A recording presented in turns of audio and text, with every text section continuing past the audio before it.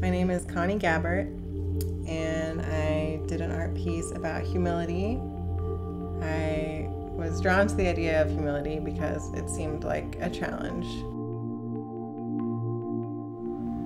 I pictured these portraits of me, just images of me that I had painted. With the previous self-portrait, I had thought only of me. How am I going to be in the world? How am I going to present myself as an artist? And how am I going to interact with God? Or am I going to choose to believe in God or not?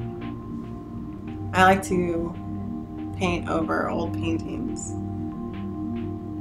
because I feel like once a painting is done and you say it's done and you declare that you're finished, I don't know, it's kind of a weird stopping point.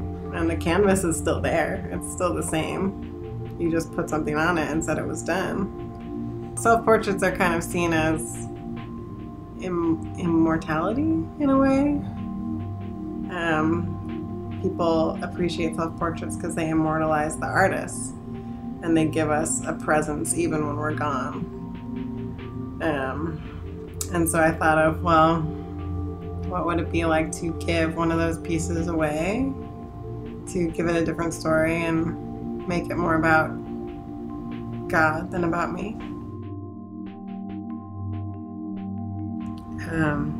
And this self-portrait, I feel like it's maybe 10 years later since I painted that last one. And this self-portrait is more about who I am in God, I hope. That was kind of my goal, was thinking what would it be like if a self-portrait was not so much about me, but about remaining in God as He remains in me. I get pumped thinking about how we are self-portraits of God. You know, I always read that verse that we were created in His image. And I don't know, as I was working on this painting, I had this like aha moment of thinking, wait, God just did this? Like He looked in the mirror and then He painted Himself, and that's me?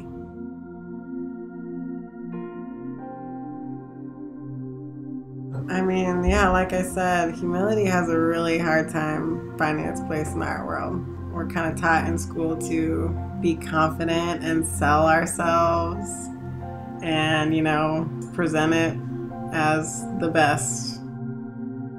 They don't teach humility in art school, that's for sure.